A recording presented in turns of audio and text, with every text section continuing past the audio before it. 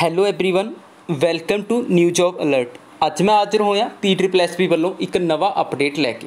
तो ये अपडेट है जी clerk cum data entry operator और क्लर्क का जो टाइपिंग टैसट होया सी 29 अगस्त 2023 तो लैके 4/9/2023 तक उन्होंने दे कैंडीडेट के लिए, ठीक है। जोड़े गैर हाजिर सन उन्होंने एक नवा मौका दिता है 8/9/2023 उन्होंने दोबारा टाइपिंग टैसट लेना है, पर इस दे लिए एक शर्त रखी गई है। वो शर्त की है भी जोड़े भी कैंडीडेट दोबारों टैसट देने के चाहवान ने उन्होंने 6/9/2023 ਨੂੰ PSSB की ऑफिशियल वैबसाइट पर एक लिंक मिलना है। वो लिंक के विच तुसीं इस प्रकार आपदा एप्लीकेशन नंबर और डेट ऑफ बर्थ भर के लॉगिन कर लेना है। लॉगिन करने तो बाद तुहानूं इस प्रकार तुहाडा नाम सारा एड्रैस दिखेगा। उस तो बाद रीजन लई एक विंडो दिखेगी, उस दे विच तुसीं एबसेंट रहने का रीजन भरना है तो उस तो बाद सबमिट कर देना है, ठीक है जी। जेडे कैंडीडेट ये एप्लीकेशन फॉर्म फिल करनगे कि सिर्फ उन्होंने टाइपिंग टैसट लिए दोबारा मौका दिता जाना है, बाकी कैंडीडेट को यह मौका नहीं दिता जाना। तो that's all guys, J video वधिया लग्या तो लाइक तो शेयर करना ना भुल्लिओ। जे चैनल नूं हले तक सबसक्राइब नहीं किया तो प्लीज़ सबसक्राइब माई चैनल।